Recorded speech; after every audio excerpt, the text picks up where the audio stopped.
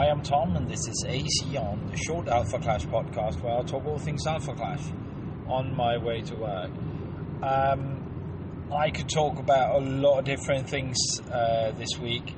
I could talk about the Kickstarter coming out for the Cosmic Conquest board game in the end of next month, end of February. I could talk about the special promo pack collection binder that will be, or some of the other spoilers we're starting to see for the Kickstarter campaign. There are loads of stuff I could be talking about. The bounty cards for Clash Grounds. All sort of things, but what I want to touch on is that while all these things are going on, there is a trading card game too, and it is in the middle of a spoiler season. So I'm going to talk about that. So the past week we started on the spoiler, on the blue card spoilers. They sort of come in set, and we're up to blue. And I thought it would be red for some reason, but it's blue. Usually, when we're in the middle of spoiler season, what is interesting to me is to look at the cards and try to figure out what the set wants and what the game wants as a whole, and the more sets coming out, the more interesting this is, because there could be a glimpse of the future and a glimpse of the past, and maybe a glimpse of the current set coming out. If you don't know, I'm just briefly going to mention the next set for Alpha Clash is Equilibrium. It's out 28th of March worldwide, so and I'm pretty damn excited for it. So, what I want to do today is I want to skip fairly quickly through 3 of the cards and dig a little bit more into 2 of them, because I think they have some interesting hints about the future. So, the 3 quick ones are these. They're all blue, hence the blue flow. So, the first card I want to mention is the Clash buff for one of the new contenders, Alfasta. The Clash buff costs X. It's called Creation, and the tricky part about this is, or the flavorful part about this is that while X can be any amount, you can only pay one of each color of resources. Sort of playing into his whole scheme and setup about each color having a different effect when you're playing with Avast as contender. He is the giver of all, if you remember that part. So that's interesting. It gives you pay for X, and the target get plus X, and trigger victory. Letting you return a Clash card from Oblivion equal to or lower than the initial resource cost of the target Clash card, which is really interesting how that will scale through the game. The other one is Genesis, Diabolical Villain. It's a Clash card. It's a 2/2 Clash card for 2, so in that sense it's pretty mundane. However, it does play into Genesis, the contender Genesis, not in Equilibrium, but in Genesis Returns. It does play into this effect that he can play Clash cards from non-Clash buff cards from his resource phone. And this has a specific trigger. Enter. When it enters from the resource zone, you get to draw a card. So there's sort of a a hand fix in that as well. The third and last for this quick round is Gun Down, a one-cost trap in sort of a Lin style. The reason I say Lin style is two. One is that it's Lin, on sort of the art of it having a massive gun. The other is that it has a counterplay that lets you engage a clash card with a bounty count on it, and then the controller of that card diminishes one, meaning taking one from their deck and putting in the Oblivion. Both bounty counters and diminish are Lin-specific effects, I think. So there's an all-round support for something that's in there that was the last set and the set before. So a good spread on that. All of it useful, if not game-breaking. So for the two really interesting cards, and I'm probably going to blab on about them and what I find interesting for quite a bit. So hang on. The first one I want to touch in this is Alpha Aster Maximum Effort. Now, on its surface, it's a clash card. It's a 4/3 clash card with two needing to be with a cost of 4. 2 need to be blue, and for your rare slot. The interesting part of this is not that stat line, because that's sort of okay but not flattering. The really interesting part is that as long as it's out, if I remember correctly, as long as this is out and in play, it has a static effect saying that the first multicolored Alpha or Harbinger clash card you play this turn, any turn, gets all factor 2. Now, two things about this. One is the smaller part of this is all factor 2, but I'm gonna sort of waffle on about that because I think they're doing a really clever thing here. Throughout the world of TCGs, at least to what I've become familiar with, every set has come out with 2, 3, 4 new keywords that you need to know and remember. That's sort of an ever-expanding complexity, making it ever more and more hard for new players to get in.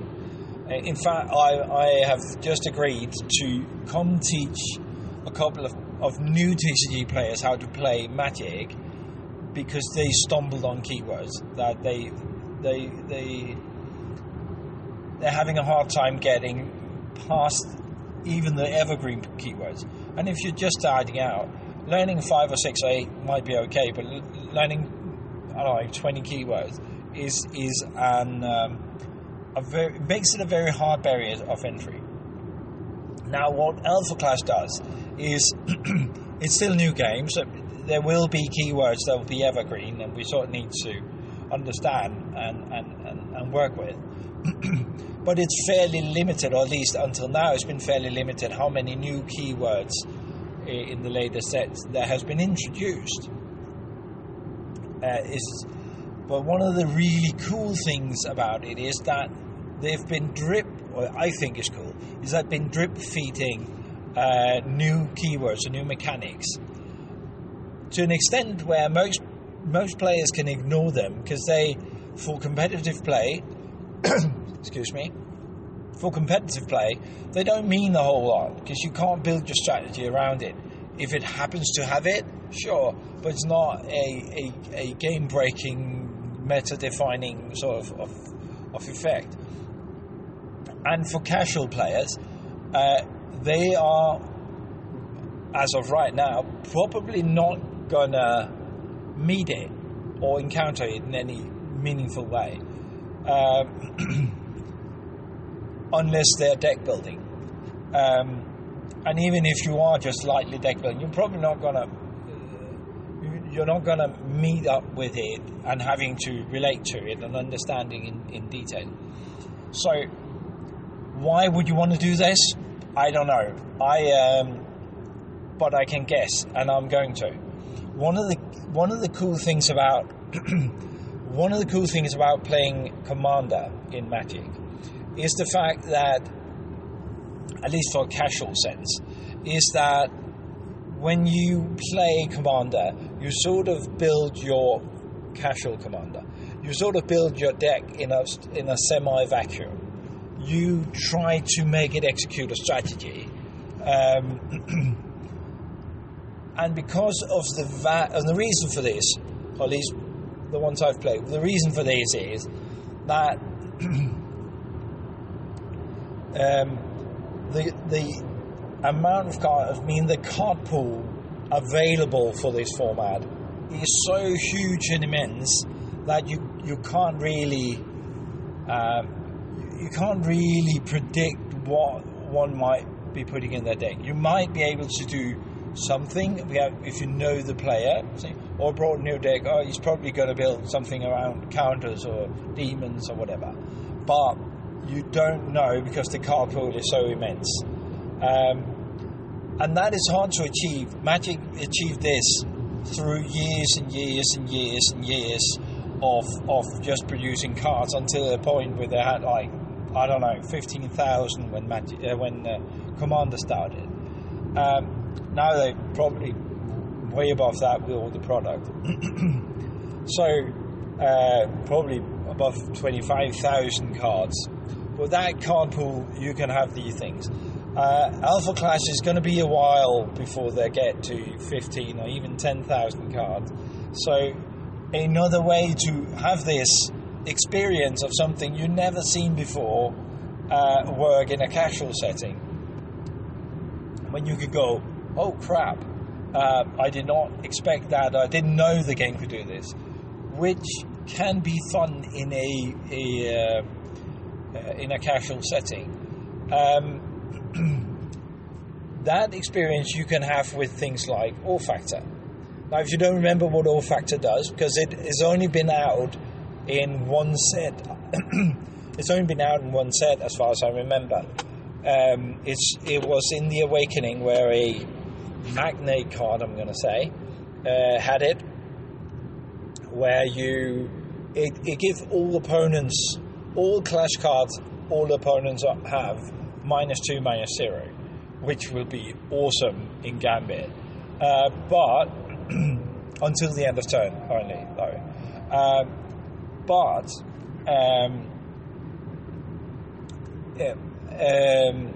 This effect is only on 2 cards without faster maximum effort. So you're not going to encounter it a lot, but when you do, it's going to be one of these wow moments where you go, wow, I did not know the game could do that. That is cool. And they drip feed these, so we get to the point where you can get this wow effect much earlier. Off the top of my head, other mechanics like this have been something like Safeguard, which has been out on only 3-4 cards, not a lot. And Turf Counter is my personal favorite, which is only, as far as I know, on 1 single card. And it might not be out in the next block, and that's okay. The effect is not great on a single card, but maybe that could be a thing in the future. So maybe it won't, and there'll be a sort of curiosity, right? So they are drip feeding us these keywords, and I'm gonna try to keep an eye on keywords dropping up like this. Now, this has taken away. I knew this would take long because I think the whole idea of drip feeding keywords that does not really affect the game is such a cool idea that I can only wonder why not 100 different games have already done that. Anyhow, moving on. The really interesting part, which I can't talk much about, is the multicolored part. Now, right now, at time of recording, and what we know from the sets out, we have a full circle of multicolour card, dual colour cards. I don't think 3-colour cards will make sense, but time will show. But dual colour cards or multicolour cards are already out. We know that we got a cycle in Genesis Return, but here's the thing. There's one other. Sorry, I need to mention this. There's one other. I think it's a legendary black and white clarity card. But other than that, all the dual colours are these fairly mundane 2/2s for 2, but they're dual colour, and they have the bound mechanic. Now, at ClashCon about a month and so back, we had a debate as a group with the developers of the game, and they kept referring to them as bound cards. And at the moment, every time we were talking about multicolour, they were talking about bound cards. And at the time, I thought that would mean that multicolour cards would always have bound. Bound is a mechanic where you can only have one of that card in your resource zone at any given time. So I thought that meant that all multicolour cards would be bound. Now I'm not so sure, because this sort of hints at there being more multicoloured cards, and there specifically will be multicoloured alphas and harbinger cards, and that is pretty cool, I think. I'm really, really excited to see that. Maybe it's just to play into Alfaster and his ability to have multicolored, or his need for have multicolour resources. So he just will play a lot of bound cards, which makes sense, having all the colours available as resources. But I'm really hoping that they find some way to do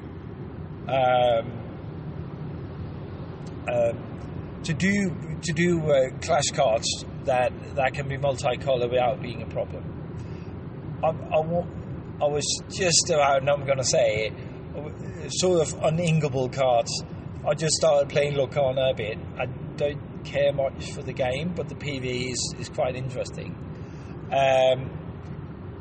And I'm not a big Disney fan either, so it holds some interesting mechanics. That's besides the point.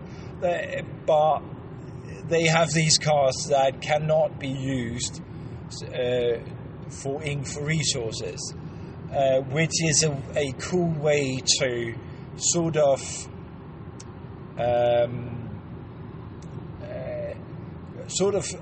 putting an extra price on them, so you can do something extraordinarily cool, but you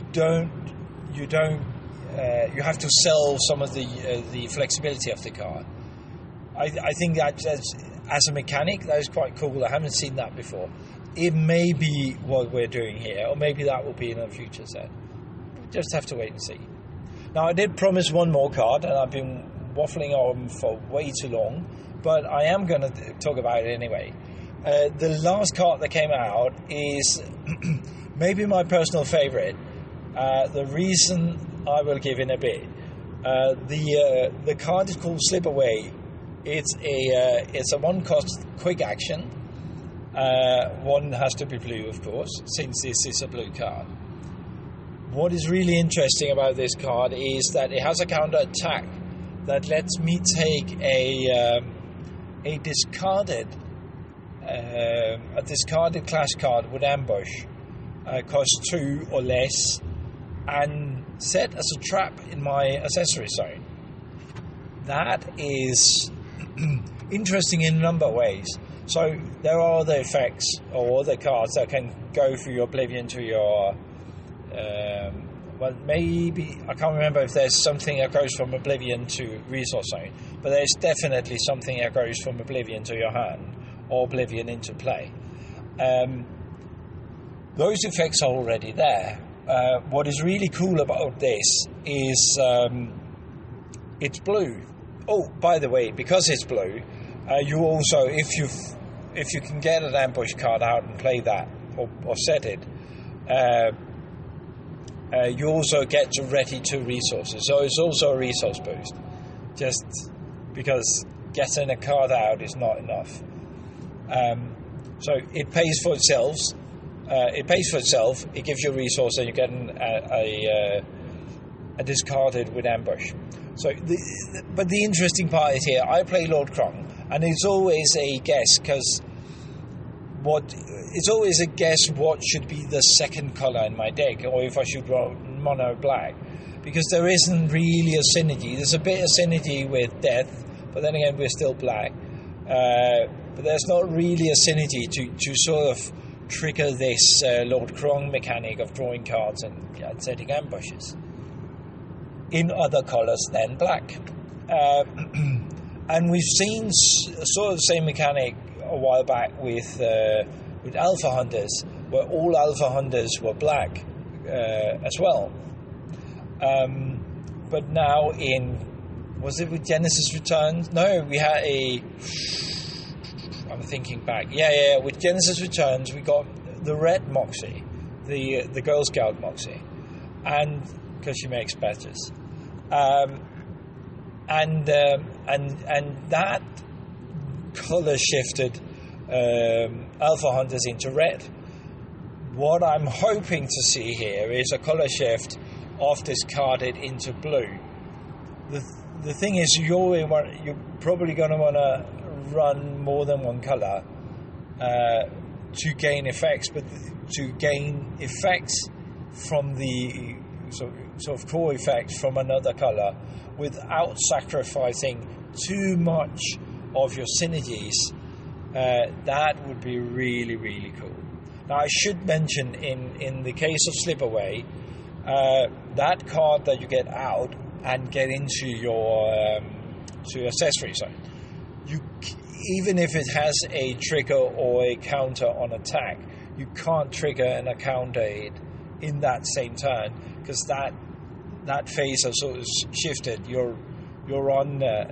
That step has shifted to the next step once the card comes out. So your reactions are done, but it is a cool thing, sort of getting a bit of protection out, or a bit of obstruction at least. Maybe you could do a Lord Krong. I was about to say poison, but Lord Krong has a I'm blanking on the name. He has a cheap Lord Krong that kills instantly. Maybe you could get him out. That would be no, wait, he doesn't have ambush. Anywho, you could get an obstruction out. That would be really, really nasty to swing into. That could define whether or not you want to go again at attacking.